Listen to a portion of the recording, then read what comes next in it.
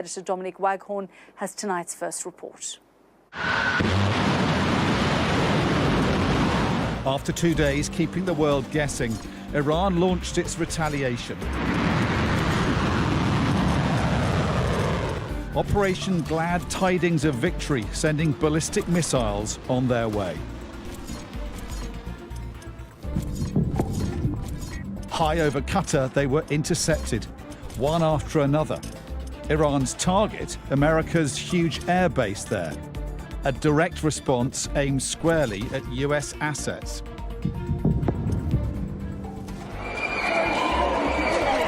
There was panic on the ground as shoppers ran for cover.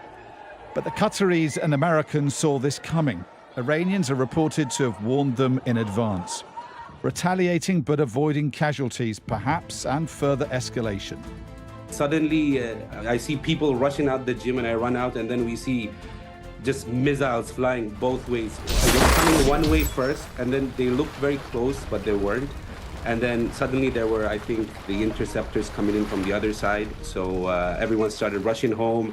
A little bit of panic on the streets, people quickly flashing, breaking signals, trying to get to their loved ones. President Trump visited the Al Udeid air base in Qatar only last month. He will now decide how he responds, a potentially fateful decision.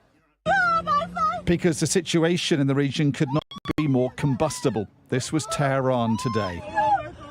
Massive clouds of dust and smoke as Israeli jets launched strike after strike across Iran's capital city.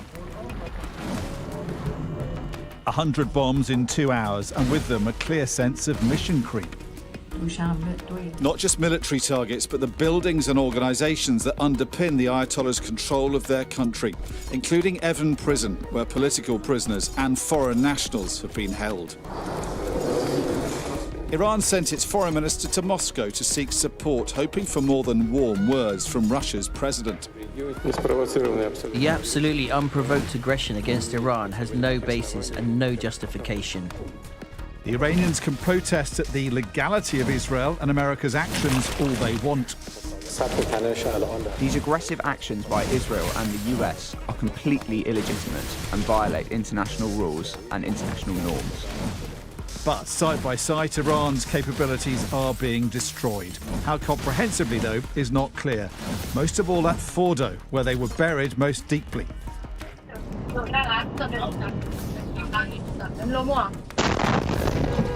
Iran is still hitting Israel without warning, as those two sworn enemies continue trading missiles.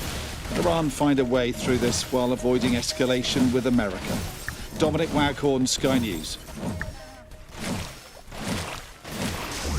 Now, in a moment, we'll speak live with Stuart Ramsey, who joins us from Erbil in northern Iraq, and Cordelia Lynch in Tel Aviv. But first, let's go to James Matthews, who joins us live from the White House. And James, we've been seeing a series of statements, posts from President Trump on Truth Social, and he really laid it out for us in many ways, thanking the Qatari emir for seeking peace and also describing the Iranian response as weak. Hi, Yalda. Yeah, I think peace comes in a social media post these days. That's certainly the way that Donald Trump has styled it, writing the first draft of history. And he certainly is drafting it from a US perspective as a peaceful end to conflict. Let me talk you through some of the Truth Social posts that he's put up within the past hour. Yalda, he says this: I am pleased to report that no Americans were harmed and hardly any damage was done. Good. Most importantly, they've got it all out of their system, talking about Iran, and there will hopefully be no further hate. I want to thank Iran, he says, for giving us early notice, which made it possible for no lives to be lost and nobody to be injured. Perhaps, he says, Iran can now proceed to peace and harmony in the region. And I will enthusiastically encourage Israel to do the same. So that was one Truth Social post, Yalda. He followed that up with an all-caps post saying, "Congratulations, world, it's time for peace." Donald Trump always styled this as an American intervention that was all about preventing a forever war, not dragging America into the quagmire of a foreign conflict. And Donald Trump will consider himself vindicated, sitting pretty, a prime-time president who has enjoyed the sugar rush of military success, because that's what it looks like for him right now. In the Middle East, he has reshaped it, he's tweaked it politically and militarily. Iran is much weakened, and of course Israel has the power of the skies over Iran, the ability to control its military ambitions in the near and distant future.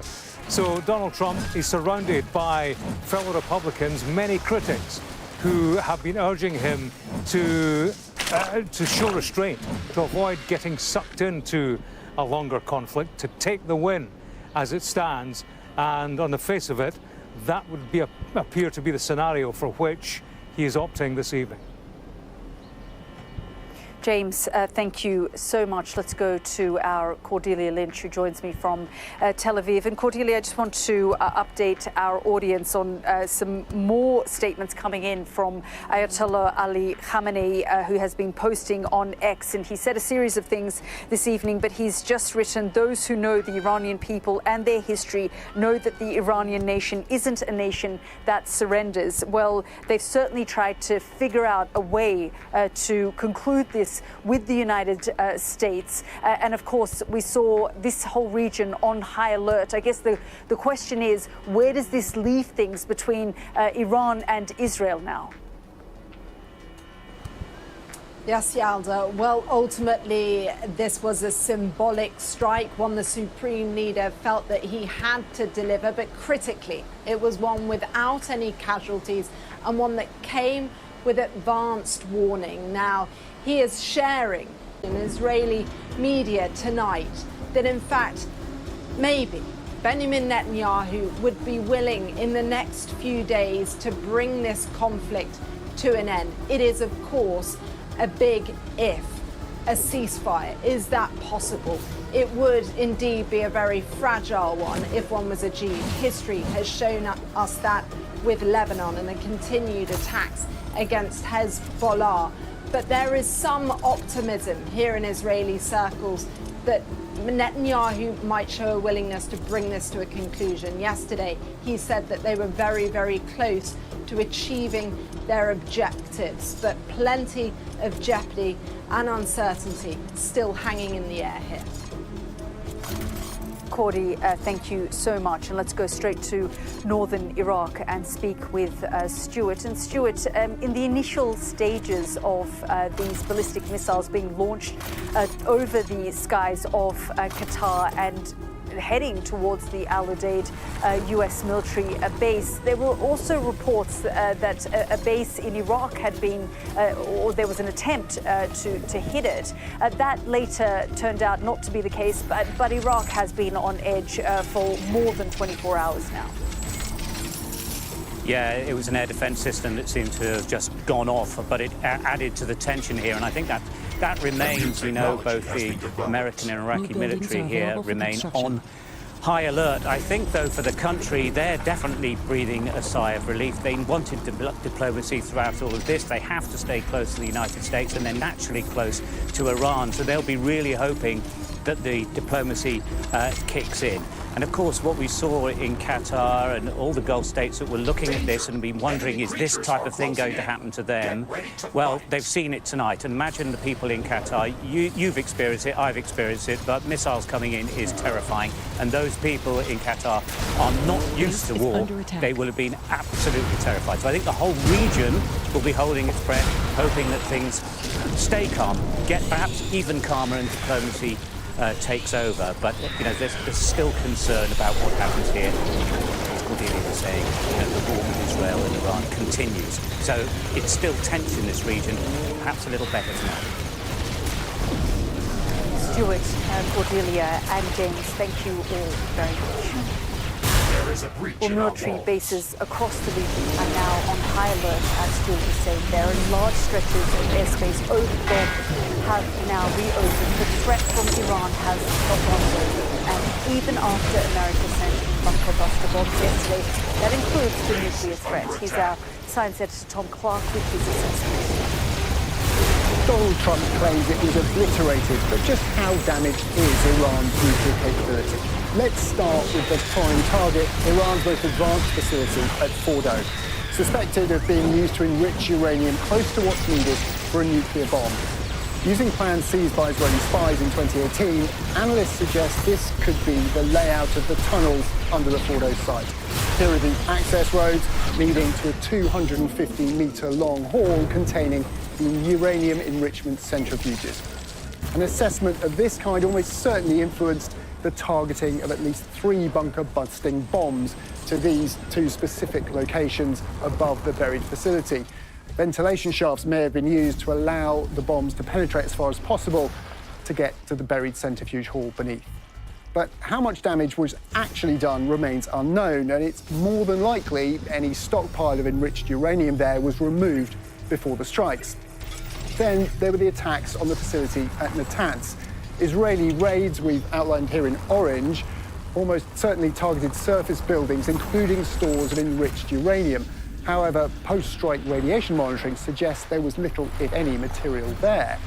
At the weekend, the Americans dropped bunker buster bombs in this yellow area, targeting thousands of enrichment centrifuges operating in bunkers below.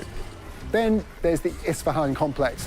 Again, Israeli missiles destroyed a number of buildings outlined here in orange last week. And at the weekend, US cruise missiles targeted others, including the uranium conversion plant that turns uranium hexafluoride from centrifuges into uranium metal. If Iran wanted to build a bomb, that's a necessary step. And let's not forget, those are just some of the facilities targeted.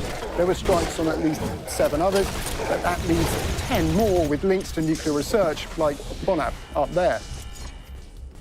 Weather conditions are changing. Well-developed, long-standing program with a lot of latent expertise in the country. So really, we're talking about degrees of degradation, not a full elimination of the program. So the question is, how far back are the Israelis or the Americans or whoever else happy to roll the program back? I don't think we're talking about a full elimination at this point, certainly not by military means. So Iran's nuclear program hasn't been obliterated. Its stockpiles of highly enriched uranium likely remain, and much of the expertise it would need to make a weapon. But what's still uncertain is whether Iran was about to make that step, and more worryingly, whether it may be now, given recent attacks by Israel and America. Tom Clark reporting there. Well, the first flight to evacuate British nationals left Israel today and has now landed in Cyprus. Let's discuss this further with our political correspondent Amanda Akas, who joins us tonight.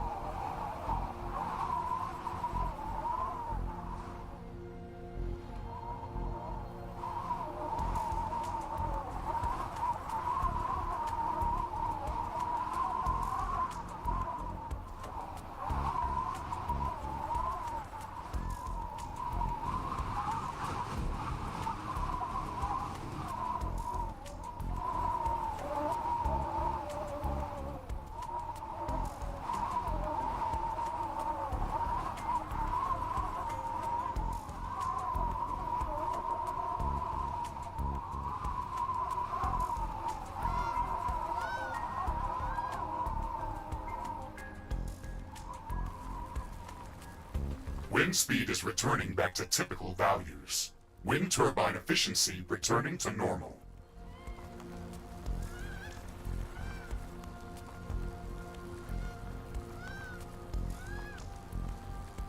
A new technology has been developed. New buildings are available for construction.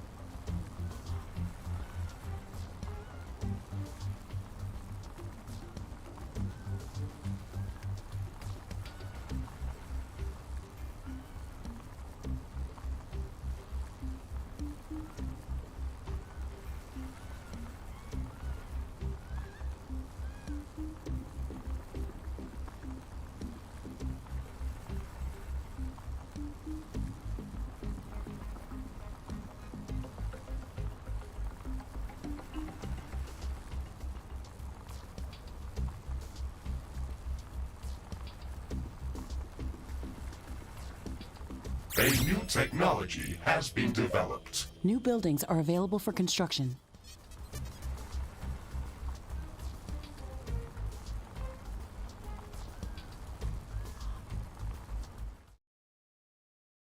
Tonight from Downing Street. And Amanda, we know that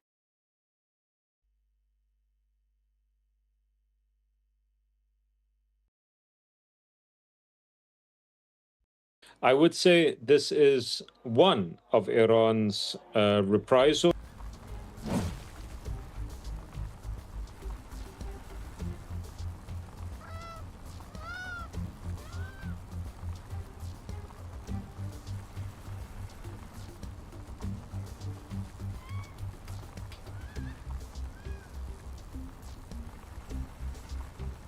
Ashley, I am detecting movement underground. This is very unusual. What? What's going on? Where is this movement heading? Warning! Hostile creatures are appearing within our base. Significant energy drain detected. They're leaching out energy directly from the power grid. We have to kill all of them before it's too late. A building has been destroyed.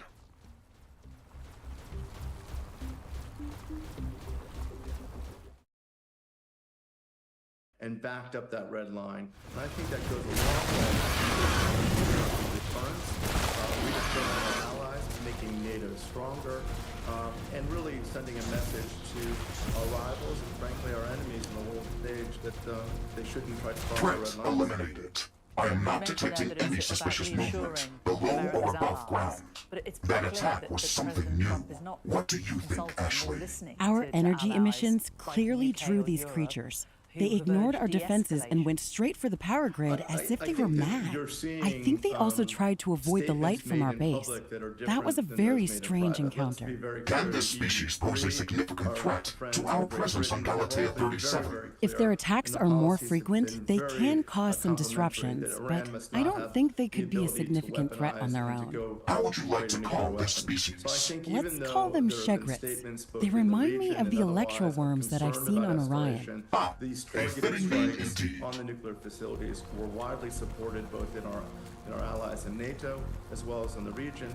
And look, I think with all the rhetoric, the United States is not sending in an expeditionary force into Iran. These were targeted strikes on nuclear facilities, and it looks like they were quite successful in rolling back that nuclear program. Would you not like President Trump to have notified Congress first?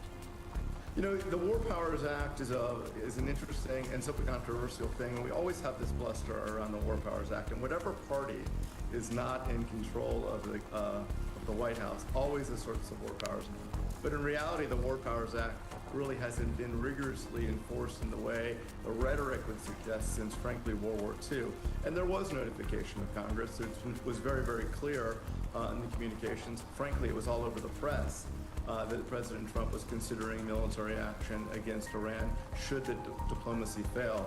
And look, every president over the last 6 presidents has said that under no circumstances could Iran be on the cusp of a nuclear weapon. And this was no different. And this was a unique opportunity as Iran was making a dash to create the fissile material for nuclear weapons to set back their program for years. And I think that's a lot of the politics you're seeing on Capitol Hill and the normal war powers bluster with any military action the United States takes. What would you say to those watchers of the Middle East who would argue that what America's done destabilizes the region further and also empowers some hardliners inside Iraq? Well, first of all, I think that I spent a lot of time in the region, and I think there's a real disconnect between the public statements of the countries that are there and what is said in private. The reality is Iran that no longer has military capability to threaten its neighbors easily and is no longer on the cusp of going nuclear makes the region far safer. We are on the cusp of a transformational time in the Middle East as Arabs and Israelis are brokering peace. The one impediment to that has been Iran. And now Iran no longer has the capacity to easily harm its neighbors through its proxies and is no longer on the cusp of a nuclear weapon. I think all of us would love for Iran to join the community of nations and be part of that blossoming Middle East.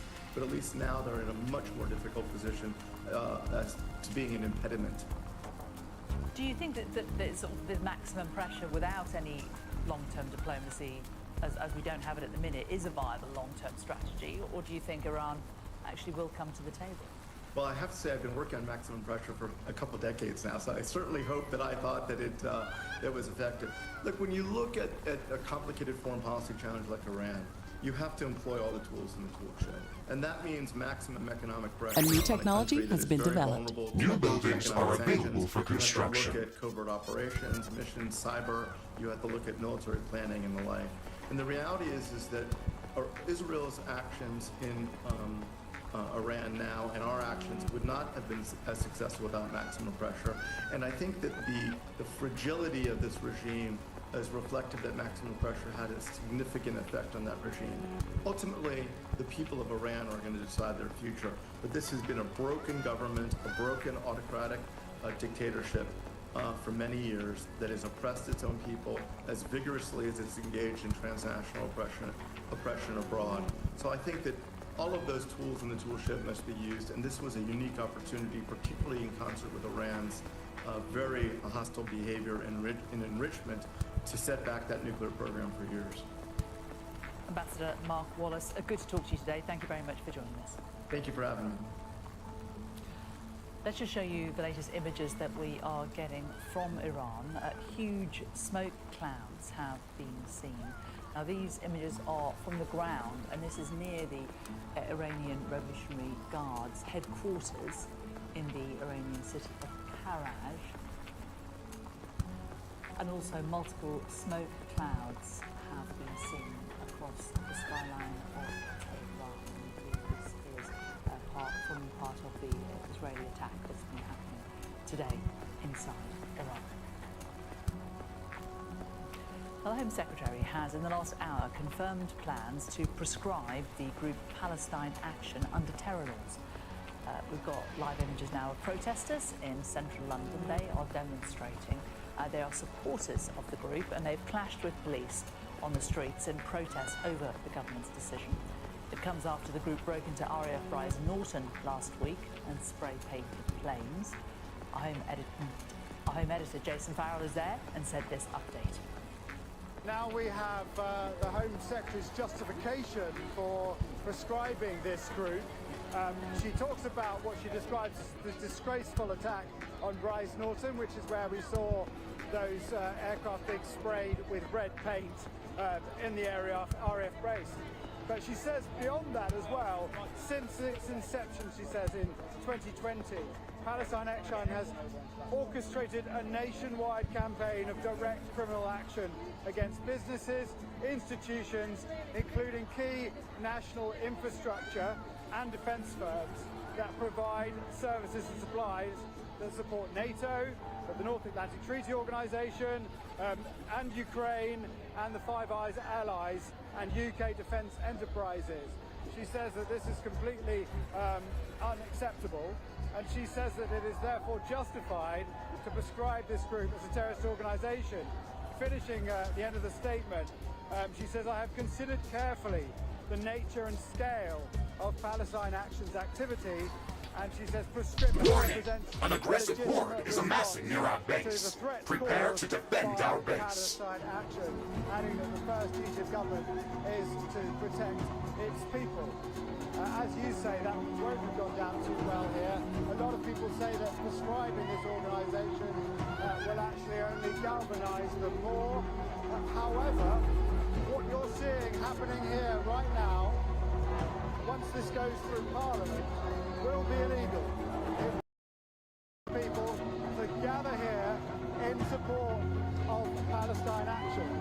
And just to add to that, the Home Secretary makes it very clear that it is not illegal to support other pro-Palestinian groups. It is simply this group, Palestine Action in particular. And I think what we're seeing just here is the police attempting now to try to remove people off the street. They have been trying to get them off this busy road because this protest has not managed to keep itself to Trafalgar Square itself, but has actually moved onto the street and is therefore blocking traffic through this busy thoroughfare in central London.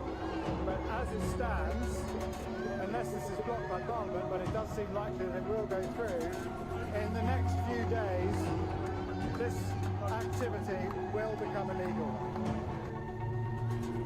Jason Farrell there. The Ukrainian President Volodymyr Zelensky has arrived at Windsor Castle for a private lunch with King Charles. It's the second time that the pair have met this year, with the Ukrainian president attending Sandringham House back in March.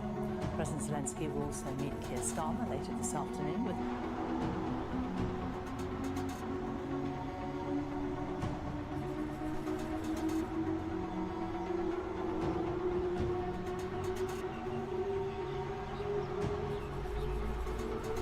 Danger! Enemy creatures are closing in. Get ready to fight.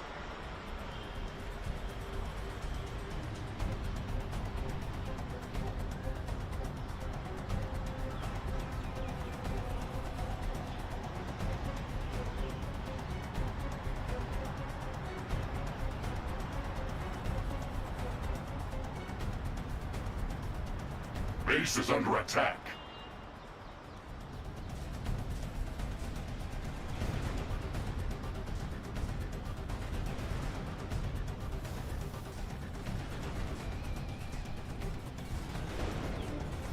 One of our buildings has been destroyed. One of our walls has been destroyed. One of our energy connectors has been destroyed.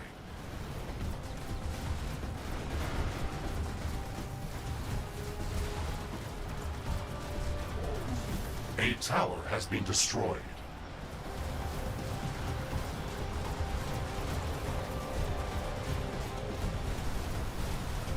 Base is under attack.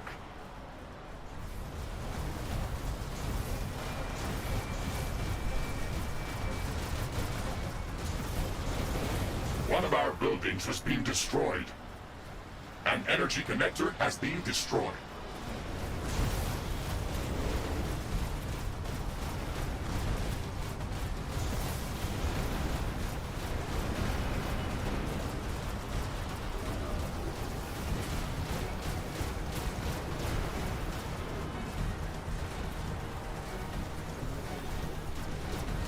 Tower destroyed.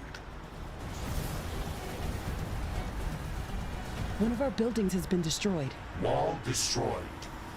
Base is under attack. One of our energy connectors has been destroyed.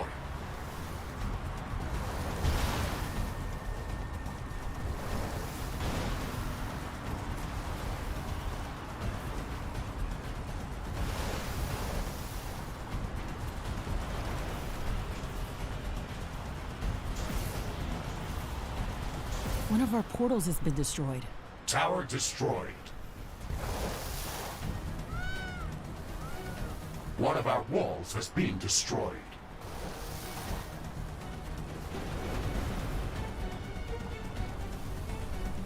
A building has been destroyed. Base is under attack. One of our energy connectors has been destroyed.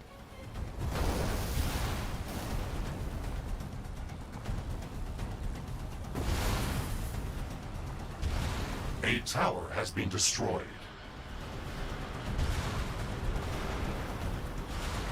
We're going to have a supermoon tonight. A building has been destroyed. There is a breach in our walls. The moon is finally up. It's shining so bright that even our solar panels can charge up a bit. One of our energy connectors has been destroyed. Base is under attack.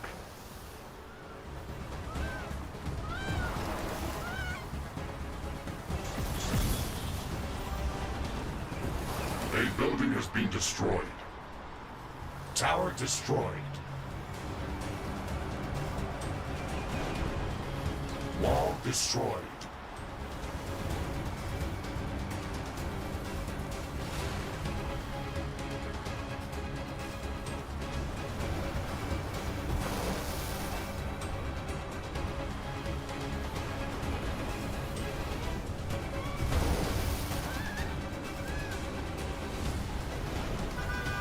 One of our energy connectors has been destroyed.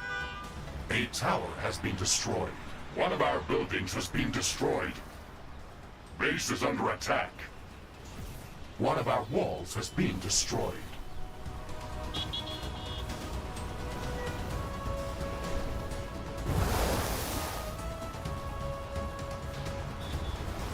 I have detected an unusual concentration of creatures near our position. That might be a hostile nest. We should check that out. I'm marking that spot on our map.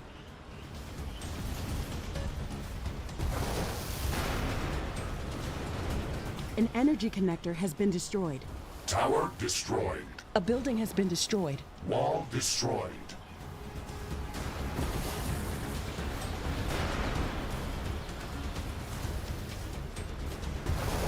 Base is under attack.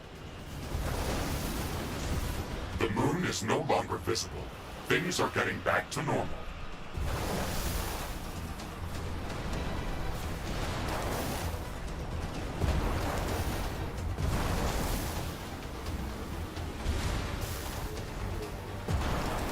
One of our energy connectors has been destroyed. One of our walls has been destroyed. One of our buildings has been destroyed. A tower has been destroyed.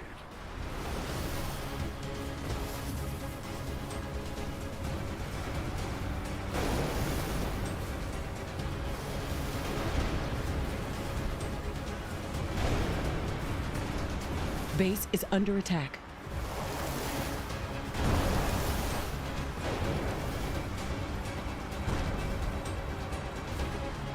An energy connector has been destroyed.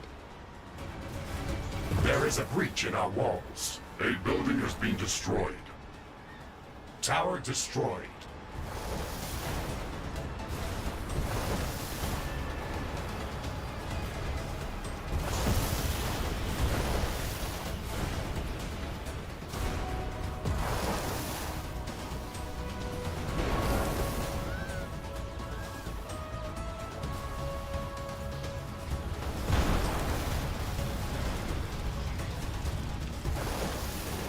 Base is under attack.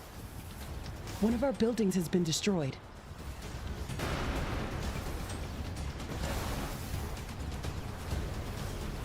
Wall destroyed.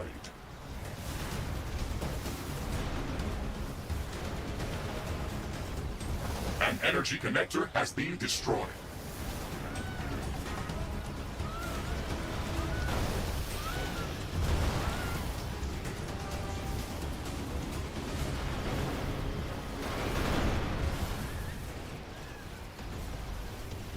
A building has been destroyed.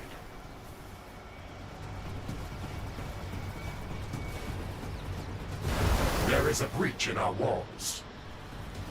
Base is under attack.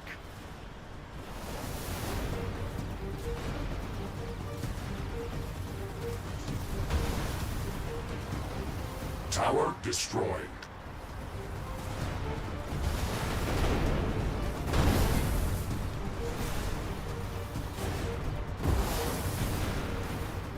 One of our energy connectors has been destroyed. One of our buildings has been destroyed.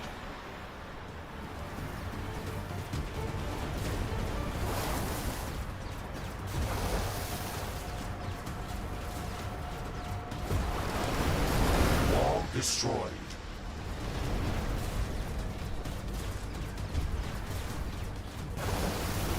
Base is under attack.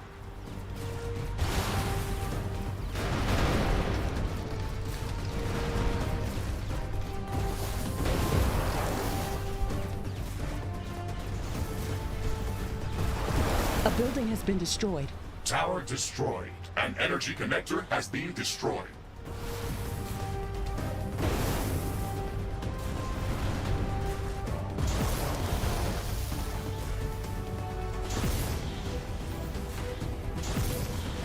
One of our walls has been destroyed.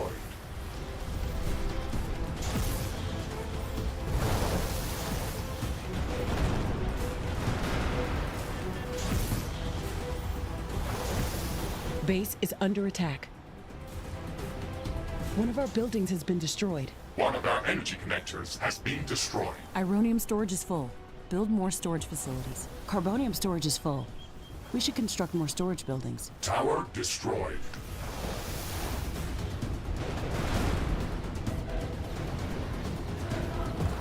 There is a breach in our walls.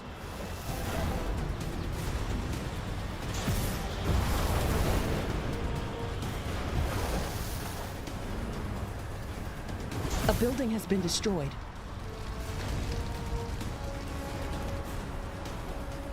An energy connector has been destroyed.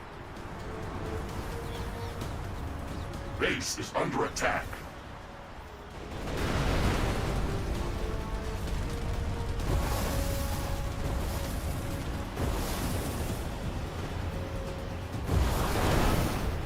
A tower has been destroyed. One of our walls has been destroyed.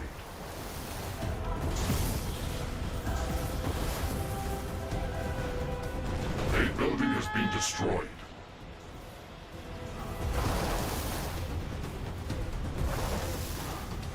One of our energy connectors has been destroyed.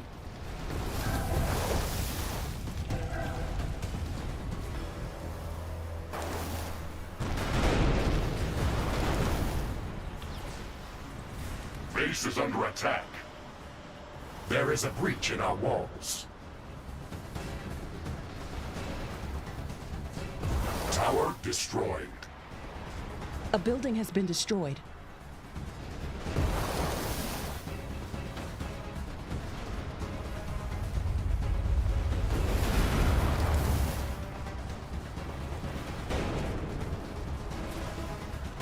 An energy connector has been destroyed.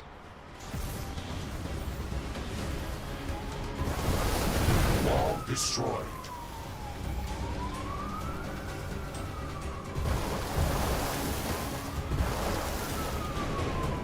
A building has been destroyed. A tower has been destroyed. Base is under attack. One of our portals has been destroyed.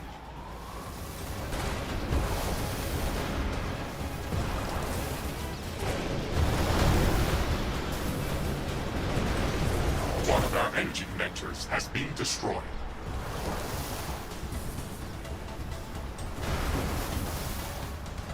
One of our walls has been destroyed.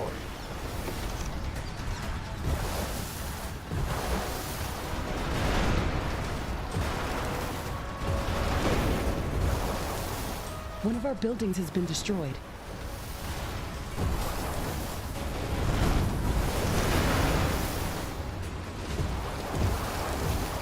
Tower destroyed. Base is under attack.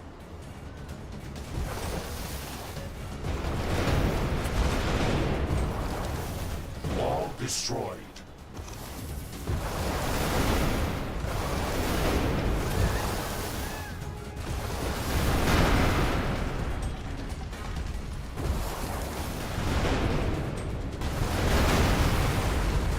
A building has been destroyed.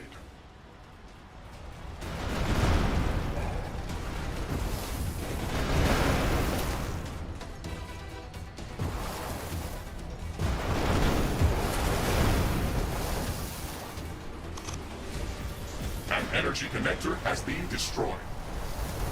Tower destroyed. Base is under attack.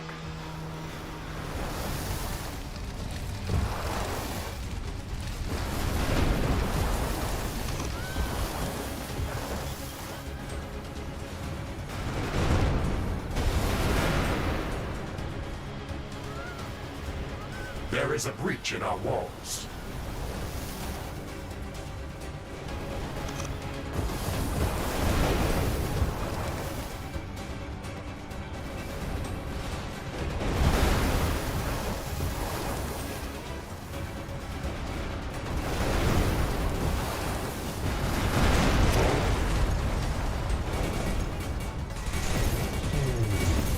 One of our buildings has been destroyed.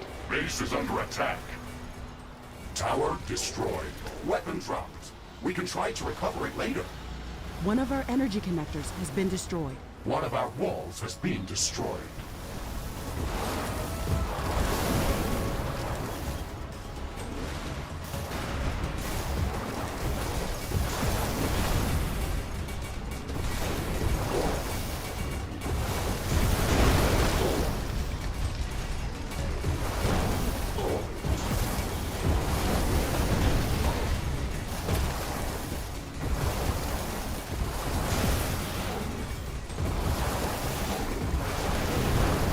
destroyed.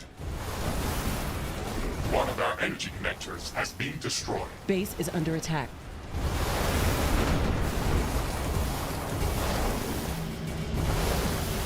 Tower destroyed.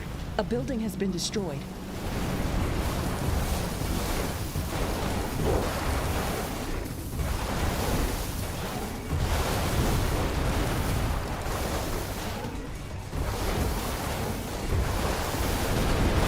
There is a breach in our walls.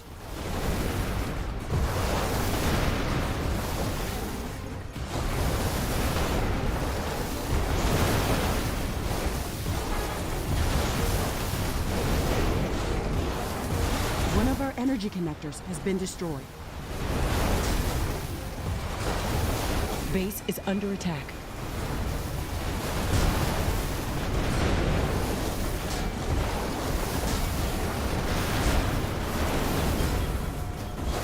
One of our buildings has been destroyed. One of our walls has been destroyed.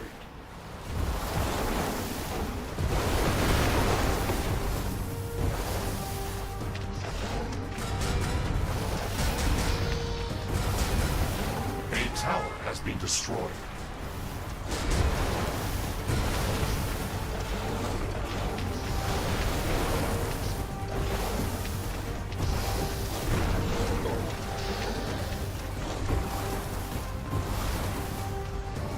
Wall destroyed. Base is under attack.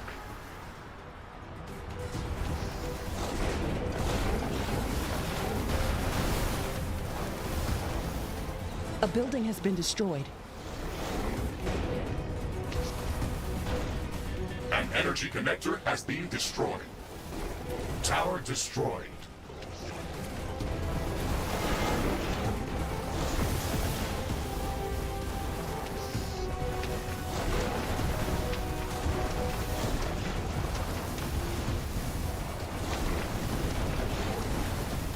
There is a breach in our walls.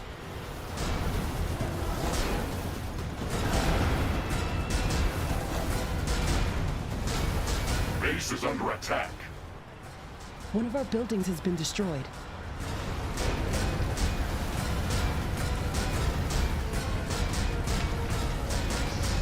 Tower destroyed.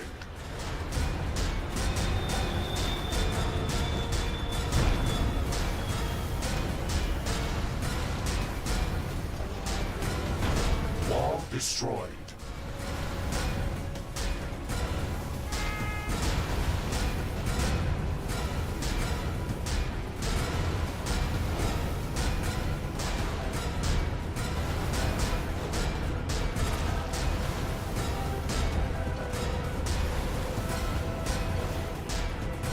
Tower destroyed.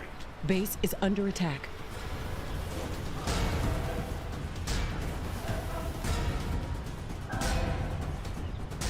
A building has been destroyed. There is a breach in our walls.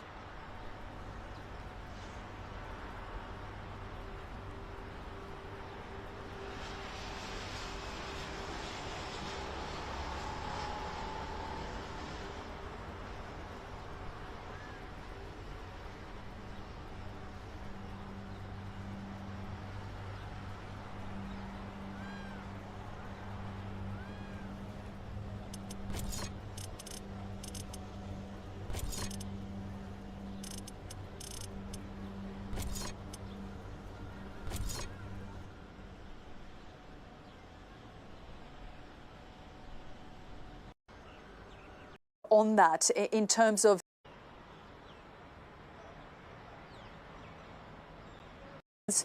to stay indoors, take cover, go into shelters in Qatar, which raised the first alarm bell, and then, of course, the airspace closed.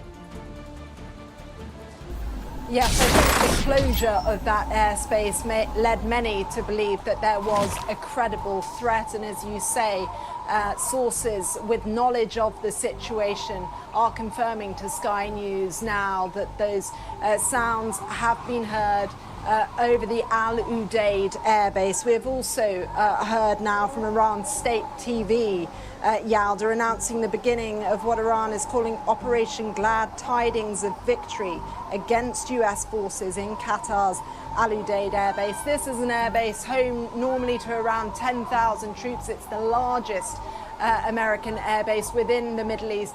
It must also be said it is one of, if not the most protected US facilities within the region, and last week they started to empty all but essential personnel from there, also removing aircraft too and key equipment. So there was concern for some time that America was expecting some retaliation and that this base may well be the first target.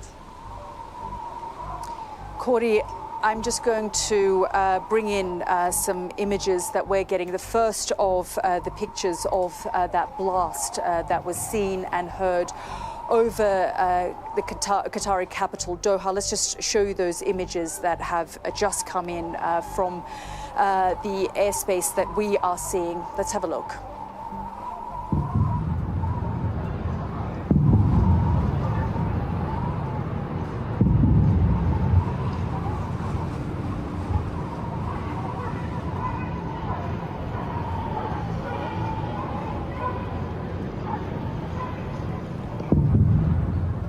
Wind is calming down. Well, as you can hear, the blasts over the Qatari capital, Doha, and it does appear those interceptors have swung into action, and it has been confirmed that these are Iranian missiles that were launched at the Al Udeid airbase in Qatar. Sources with knowledge of the situation have told Sky News that Iranian missiles have targeted Al Udeid airbase in Qatar, and we understand the White House and the Department of Defense are aware. They're closely monitoring the potential threats to Al Udeid airbase in Qatar, but it does appear that the United States had full knowledge that Iran was going to launch these missiles towards their airbase, Al Udeid. And as our Mark Stone was saying there, it's not just Americans, it's also Qatari forces who are at this particular base. It's shared by a number of countries, but run by the United States. And you can see those missiles from what we understand, 6 missiles were launched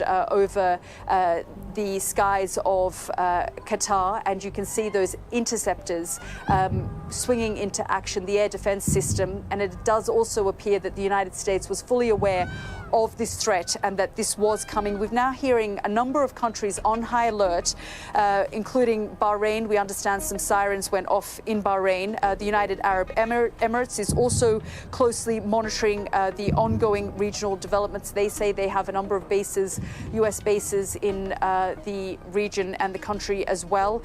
But these are the first images that are coming out from that series of explosions that took place over the skies of Qatar in the capital, Doha. These are other images that have come in to us of the explosions. Let's just have a listen in to see if we can hear anything.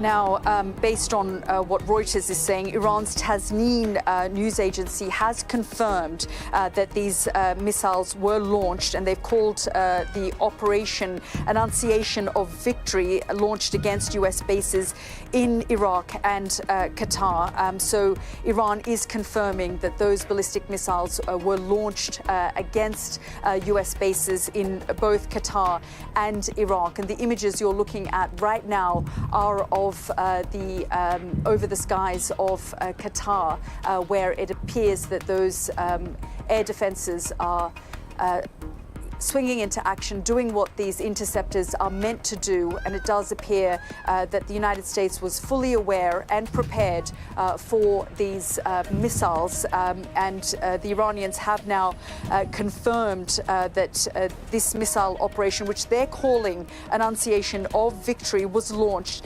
against US bases in Iraq and Qatar. Now, we have to say, and I was just speaking to the former commander of CENTCOM, that even though the United States was fully ready and prepared, and they do have the equipment and the hardware to deal with these kinds of missiles, there could still be room for error. And Donald Trump has made it clear that he does not want to see American body bags returning to the United States. So this is now a very risky move that Iran has made, although sources that I've been speaking to have said that through back-channel conversations, there has been an agreement met between the two sides, and this is a symbolic move.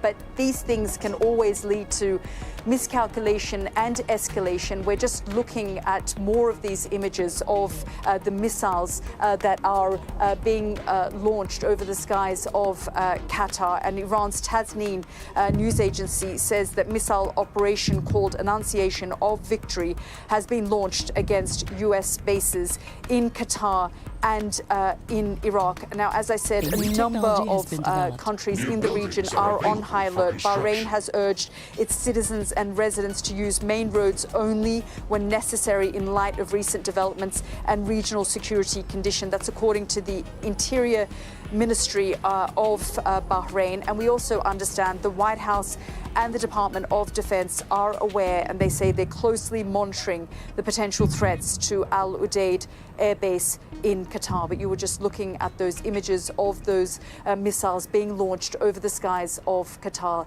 Let's bring in our Mark Stone, who's watching these developments. And Mark, we understand the White House, the Department of Defense are fully aware, and they're closely monitoring these strikes that have been launched against US bases in both Qatar and Iraq.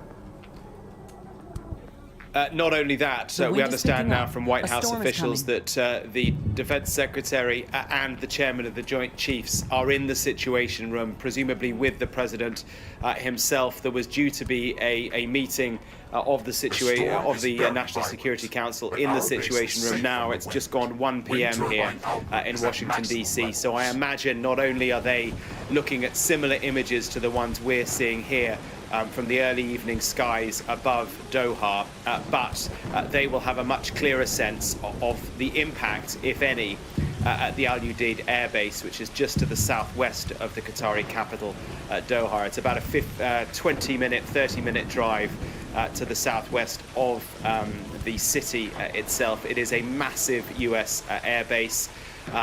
And it is home not only to American troops, but to troops from a broad alliance of different countries. And of course, Qatari troops are based there as well. So the question, as you've been outlining, is the extent to which any of these missiles may have got through, and if they have, what damage they have caused. This is a moment of high jeopardy, because if those missiles do get through, if they cause death or injury to Americans or other Western troops, then that is precisely how this conflict changes, morphs yet again. Mission creep comes from miscalculation and unforeseen consequences. So a very dangerous moment right now, and it's not just in Doha, but we understand.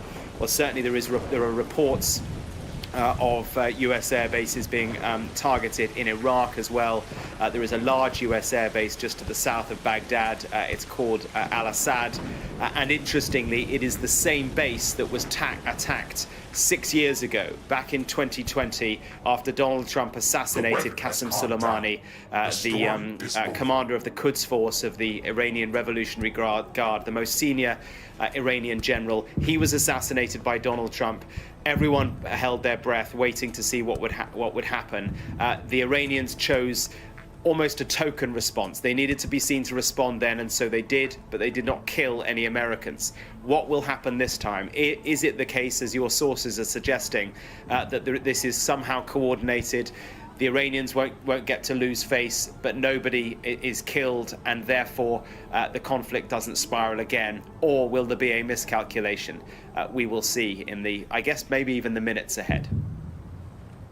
Yeah, absolutely. And we're also getting reports now that the airspace over the United Arab Emirates is now closed as well. We understand that Bahrain is on high alert as well. They've urged their citizens and residents to use main roads only when necessary in light of recent developments and regional security conditions. And we just want to remind our audience what Iran's Tasnim news agency says. They say that the missile operation called Annunciation of Victory was launched against US bases in Iraq and Qatar, but we're also hearing now the UAE has closed its air bases. And Mark, as you say, I mean, while contacts I've been speaking to say this was potentially coordinated, is what they're indicating, that they had prior knowledge that this was going to happen, because as you say, the Iranians want to show that they have done something, and perhaps this might draw a line in the sand. But with these things, the risk is always high. There is always so much jeopardy. And while, you know, the United States, its interceptors have swung into action, this is still a situation where one bit of miscalculation can certainly lead to some kind of escalation. So we'll have to watch these developments very closely. But also what I'm just being told right now, again, Reuters is reporting that President Trump is currently in the Situation Room with his Defense Secretary and Joint Chiefs Chairman. So we are, Donald Trump is monitoring the situation. And also a bit more news coming in from Bahrain. There are sirens that have sounded, and citizens and residents have been urged to remain calm and head to the nearest safe place. So this clearly seems like a coordinated attack on US bases across the region, as promised by the Iranians, Mark, and they're calling this Operation Annunciation of Victory. Yeah, and they have chosen geographically easy targets that are close to them. I mean, you know, you can see on a map just over the Persian Gulf is Qatar, just north of that, Kuwait, Bahrain just to the south, and Dubai, United Arab Emirates as well. All of these countries, and I'm looking at Plane Finder now, you can see that planes are moving out of all of those countries or not taking off as a result of this closure of the airspace. And then further to the north, Iraq and the Al-Assad airbase there, which we understand has been targeted as well. But it is also the case that the Americans and the Gulf Arab nations were ready for this, were expecting that this retaliation would come, and will have, to the extent that they can, they will have they will be preparing to defend against this. So what you're looking at there above the skies of Doha in Qatar is similar to what we have seen above the skies of Israel for days now. The similar systems, similar anti-missile systems are now kicking into action. Some of them may have been put in place recently in preparation for this. I don't know, but I imagine that these missiles were not targeting Doha itself, but targeting the airbase which is to the southwest of Doha. But of course, if you're looking up at the skies, the interceptions would happen. They may look like they're over the city itself, but they are probably not. Nevertheless, as you say, a moment of real concern as all this progresses. Donald Trump is in the Situation Room in the West Wing now, alongside his top team, and they will be monitoring this as we are. Mark, I've just got some more lines coming in. This one from Al Jazeera, and they're citing Qatar's defense minister saying that Qatar air defenses intercepted a missile attack on US military base Al Udeid. So those images that we're looking at show the interceptors doing what they're meant to be doing. And from what we understand, this was a coordinated attack on a series of air bases. I'm also being told that air raid sirens are now blaring over Kuwait as well. So Bahrain, Kuwait, the UAE has closed its air space, and we understand that Iraq was hit as well, the airbase, as you say, in Iraq. Reuters is reporting that Qatar has condemned the Iranian attack on the US military base in Qatar. And I guess for the Qataris, whilst Iran is saying this fight is against the United States, Qatar and Iran, Mark, share close ties. They share a relationship. They do have good diplomatic relationship. So for Qatar to condemn the Iranians for this attack, I guess they're in this precarious situation because, of course, they don't want to see these missiles launched over their skies, and for a place like Qatar to be destabilized. And at the same time, they've got to balance these relationships. But from what we understand, Qatar has condemned the attacks. They've also said, this is Qatar saying it reserves its right to respond after the Iranian attack. So this language is slightly escalating the situation where Qatar has said it reserves its right to respond after the Iranian attack. Qatar also has said no casualties from the attack on the US military base. So some confirmation there from the Qataris that there are no casualties despite that attack on the US military base. They've also condemned the Iranian attack. And Mark, they say that they reserve their right to respond after that Iranian attack. Yes, a lengthy statement coming out now from the Qatari government and quick as well. I mean, this attack only happened a short time ago.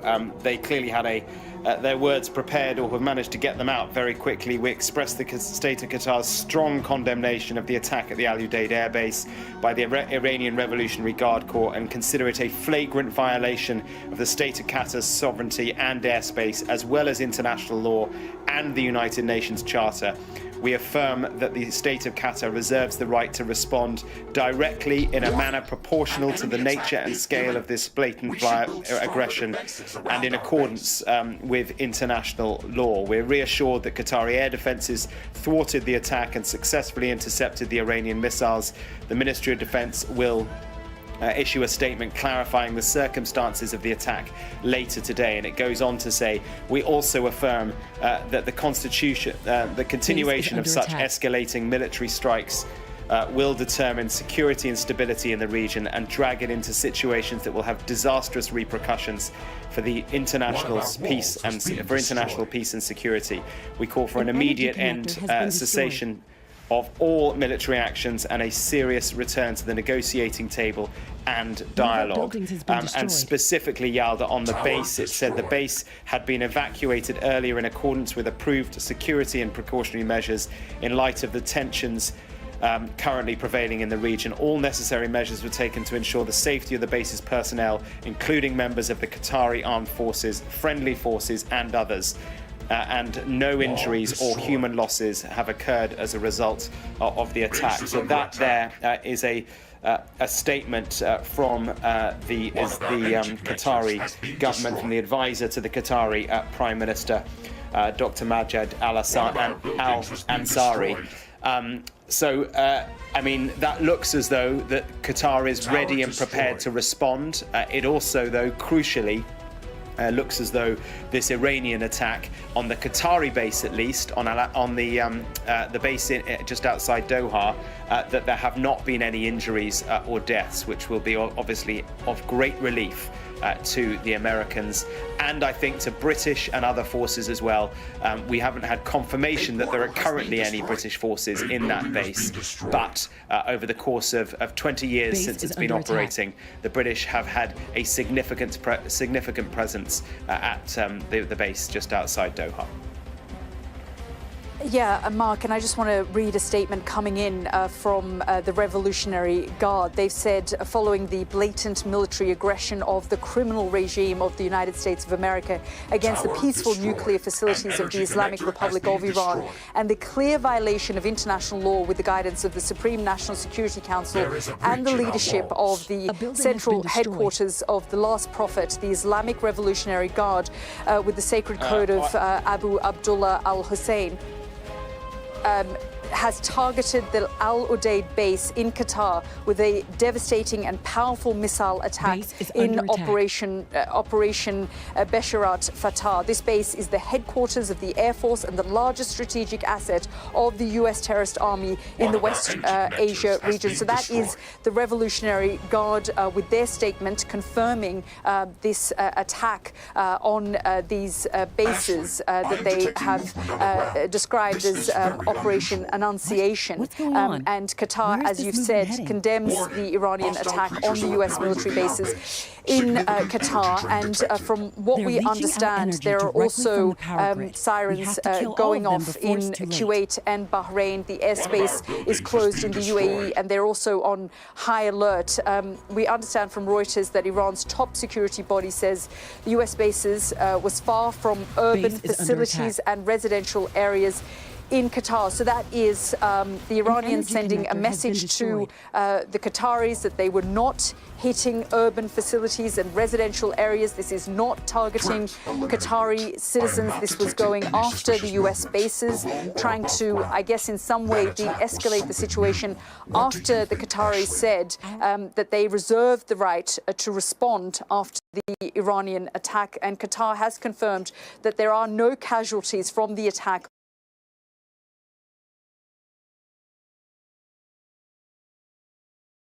Looking through all of this, this just broke. Donald Trump just writing this on his social media.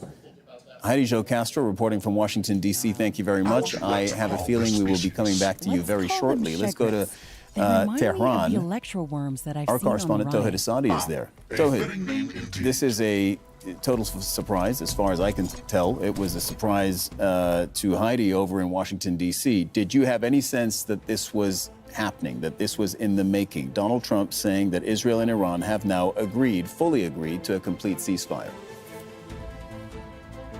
Well, actually, whether it's the sort of statement, sort of Trumpish statement that we hear from the U.S. president, or it's just a reality, or it's a sort of scenario down the road which is going to be translated into real ceasefire, is something that we have to keep waiting. And personally, I doubt, seeing the fact that a couple of minutes ago, we heard sounds of explosion. We heard the sounds related to the activation of the air defense system here across the capital. And also, we've got this evacuation warning from Israeli forces on District 7 of the capital. They have asked the citizens, the residents of 7th District, to leave, to evacuate that part as they are planning to target it. This is far from the Iranian demand. They're saying that we're going to continue to strike back as long as Israelis strike. And the reality on the ground right now is that we see a continuation of Israeli strikes. And today was another continuation, another, let's say,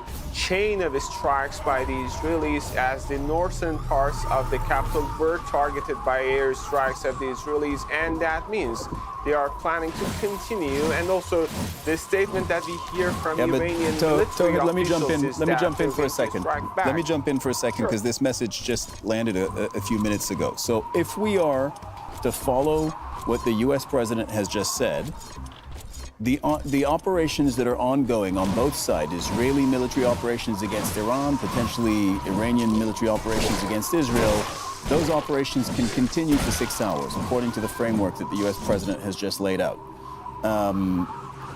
It is 2 a.m. where you are in Tehran. It is minutes to 2 a.m. local, which means by around 8 a.m., just before 8 a.m., those operations, military operations, should end. And Iran should start with the first 6-hour ceasefire. Again, I'm reading off this Trump message. Iran should start with the first window of ceasefire. Power output is coming back Those to are his normal. words. And then, upon the 12th hour, which means 6 hours of military actions from now, continuing, the war continues for 6 hours, to be clear. And then Iran stops fighting for 6 hours. And then Israel stops fighting for 6 hours. And at the end of all of that, I would point out the math doesn't quite work out in this message, but regardless, at the end of all of that, it should be the end of the war. That is how I read Donald Trump's message.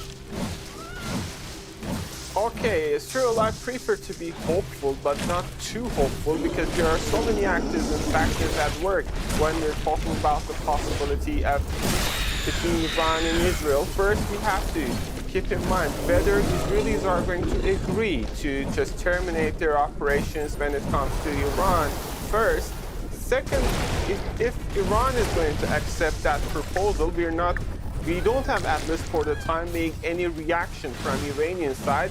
But let's keep in mind, it was the supreme leader of the country, Ayatollah Ali Khamenei, a couple of days ago, who came out to say that we are not going to accept imposed peace. This is a statement that we heard from Iranian supreme leader. Right now, we are going to witness whether or not it's going to be imposed peace or agreed peace. We have to keep waiting, I insist on that. And also, whether Iran is going to accept to stop to strike back, because Iranians are saying that many infrastructures, many military facilities, many nuclear facilities of the country were targeted, and we are going to be there for retaliation. Whether this is the point at which they're going to stop their retaliations, or they continue to go on with those strikes to retaliate in the future is something that is still, there is a big question for that, but still I'm hopeful, and I prefer to stay hopeful. We're following developments very closely to see whether there is going to be such a possibility out there or not. Okay, Tauhid, a reminder to everyone that Donald Trump is saying this ceasefire has been fully agreed by and between Israel and Iran. So it would be really interesting, as you say, I mean, I know it's the middle of the night where you are, it's almost 2 a.m. local in Tehran, but it would be really interesting, in fact, absolutely necessary to get a response from the Iranians on this. Do they agree? Do they back up what Trump is saying? And have they indeed agreed to a ceasefire? Tauhid, thank you very much. We'll come back to you before long. I'm going to go to Amman, Jordan, where Al Jazeera's Hamda Salhout is reporting on Israeli affairs. The usual reminder, you're reporting on Israel from Jordan because Israel has banned Al Jazeera from reporting inside Israel and inside the occupied West Bank. So I think all of us are glued to our phones right now, reading and rereading and rereading this message from Donald Trump. He is saying Israel has agreed to a ceasefire. Do you have any indication of this beyond what the U.S. president has just written on his social media? There is no official Israeli government reaction just yet, but U.S. President Donald Trump, I'll remind you, also announced the last ceasefire that took place between Israel and Hamas, and then both parties later came out and announced it. So this is the style of the American president, who coins himself as a deal maker. But what we're hearing from Israelis behind the scenes just in the last several hours is that there was actually a push to try and wind this down to a few days. The defense minister saying that the following days would be especially intense, trying to target all of the remaining assets that Iran has, both in a nuclear sense and militarily. There was no indication just yet that they had agreed to a ceasefire or that they were going to stop their aggressions. And if you read the statement from the president, which is quite lengthy, it kind of indicates that Iran is going to be the one that stops the fire first at hour 6, which is just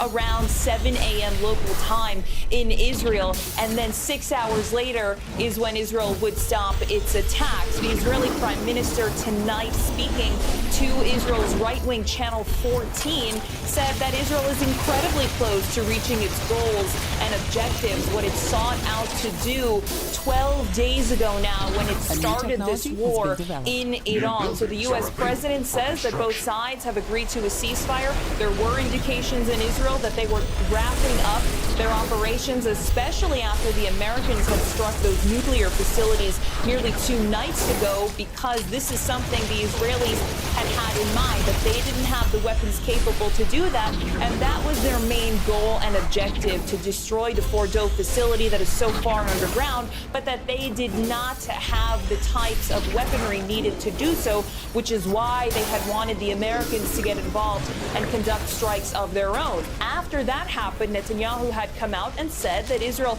is getting closer to what it wants to achieve, but that they aren't quite there yet. And previously we heard from Netanyahu also tonight that if the Iranians were to continue their attacks, Israel is also going to continue with airstrikes, even though the Israelis are the ones who started this all on June 13th. Hamda Salhout reporting from Amman, Jordan. I would tell you the same thing that we told Tawhid. Any indication that you can get from Israeli authorities, any sign that you have that they are on board with this, any reaction on what Donald Trump has just tweeted, he is not just suggesting, but saying that he's got Israel agreement for this, that Israel is on board with this plan. So if you get any information on that, please let us know immediately. Thank you very much, Hamda Salhout in Amman. Let's go to Omar Rahman. He's a fellow at the Middle East Council on Global Affairs. You're joining us. You're back with us from New York, Omar. This story is moving extremely rapidly. So I'm sure you've now read and reread Donald Trump's social media posts a couple of times. Donald Trump says he has agreement from Israel and Iran, and we've not heard from either of them. Just tell me how you're reading this tweet right now. I mean, just like you, Cyril, I'm taken aback by the speed of developments, even in the few hours I've been on TV with you, as well as the method of communication.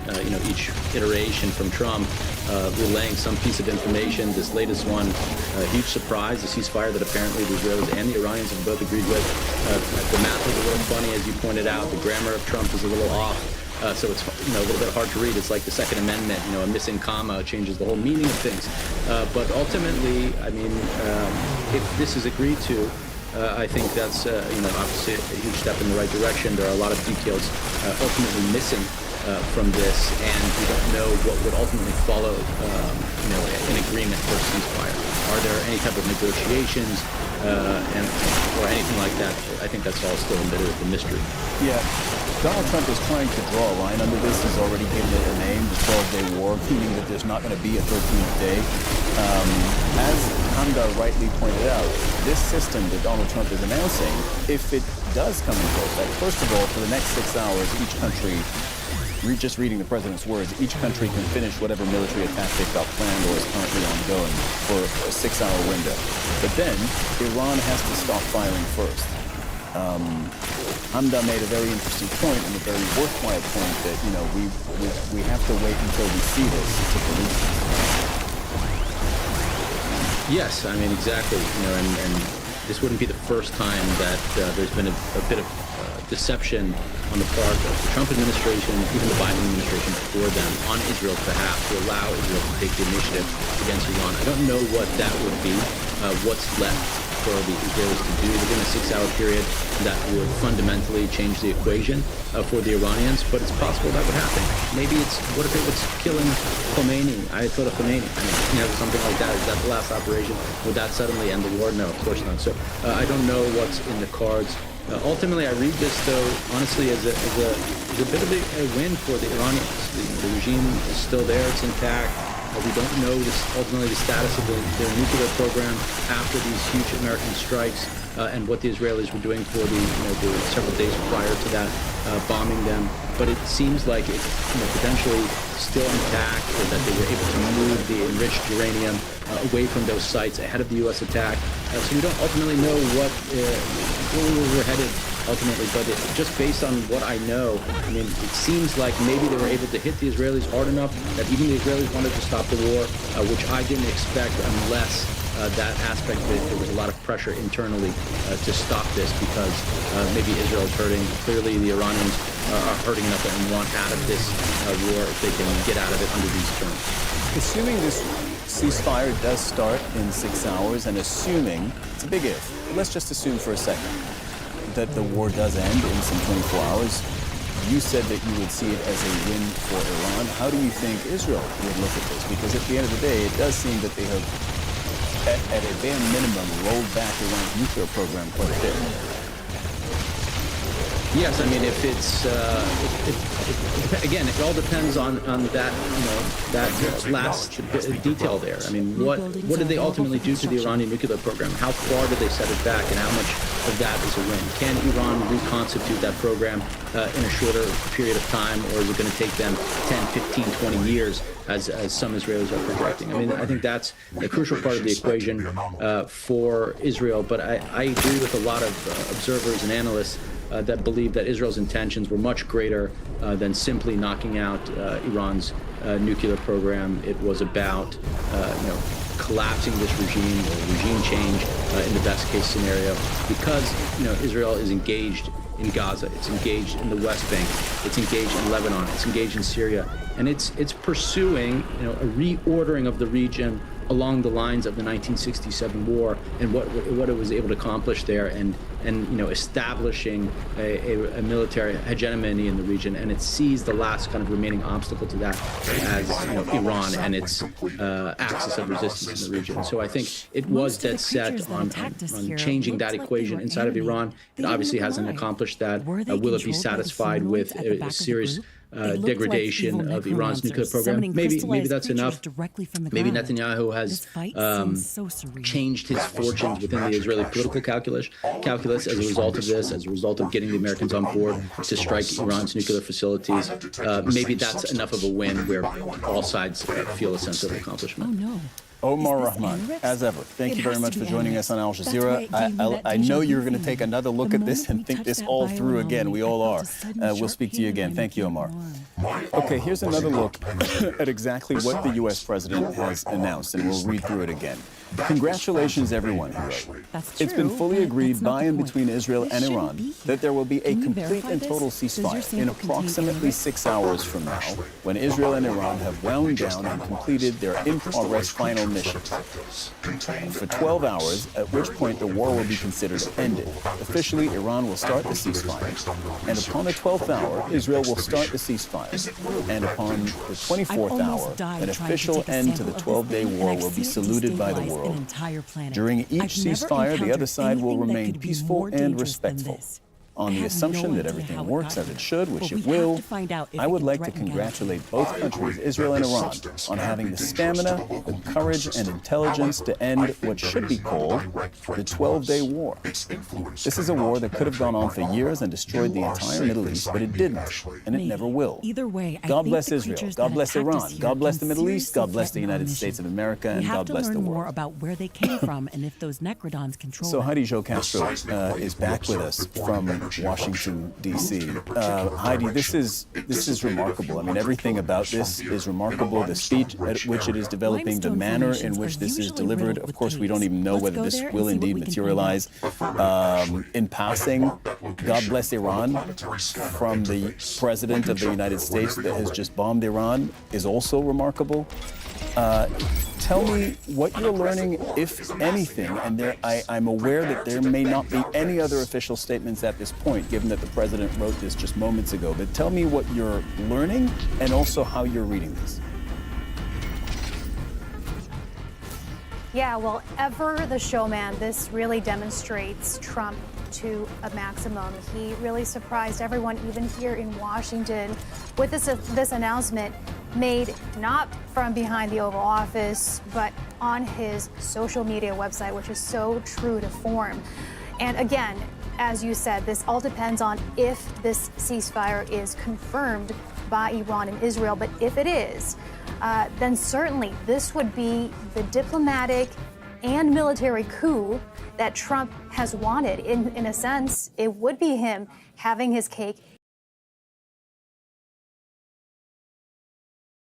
and eating it too. First, having conducted the U.S. airstrikes on the nuclear sites in Iran, which he called a massive success. And now, not even 2 days later, announcing that there is a ceasefire that will begin in some 6 hours' time. Though, as you mentioned, the math is a little bit confusing here. And he does note some of this uncertainty because this is still a very fluid situation. As our colleagues have been warning, we are still waiting for confirmation from Iran and from Israel. But Trump noted this uncertainty, saying on the assumption that everything works as it should, he says, which he says it will, that he wants to congratulate both those countries. It's also notable that in this post, he really addresses those of his own base in the U.S. who had criticized him issuing those strikes on the nuclear sites in Iran, saying that this was, again, the U.S. entering a potential forever war and that they did not want further U.S. military involvement. Well, to that, in this post, he addressed it. He said this is a war that could have gone on for years and destroyed the entire Middle East, but it didn't and never will. again, emphasizing that this was a very limited military strike. And in that sense, he may have been fortunate, and he was fortunate, it appears, that Iran's retaliation, which we just saw hours earlier, was also limited, using the exact same number of missiles to target the U.S. air base in Qatar, as the U.S. had dropped the number of bombs on the Iranian nuclear sites, and foreshadowing this announcement of a ceasefire, according to the U.S. president, was Trump's earlier statements thanking Iran for having given advanced warning before launching those airstrikes on the U.S. airbase, and thus resulting in no injuries and no deaths for U.S. soldiers nor Qataris. So all of this, dramatic, as you said, that's a perfect word for it. It's a turnaround that's in complete Donald Trump fashion. And again, if confirmed, this is certainly welcoming news to all those who are involved, and something that Trump is obviously quite giddy to be taking credit for. Yeah, it's 6:30 p.m. local in Washington, where you are, Heidi. And look, the State Department and the Pentagon always give daily briefings. I don't know whether there will be another daily briefing given the hour. It's getting a little later in the day. So I don't know whether we're going to get more information on your end. But if you do, you will be telling us, because we would like to know more details about this. Heidi Jo Castro reporting from Washington, D.C. Thank you very much. Let's go back to Tauhid. Tauhid Asadi is in the Iranian capital, Tehran. Tauhid, I know it's 2 a.m. where you are. I'm wondering whether you've heard anything at all from Iranian authorities. Like, how is this echoing over in Tehran? Obviously, nothing at all from the Iranian side. Officially speaking, we haven't heard anything from Iranian statesperson or other officials that could be there. Of course, it's not the right time to, let's say, contact them for any reaction. But still, we can rest assured that this is a very complicated situation.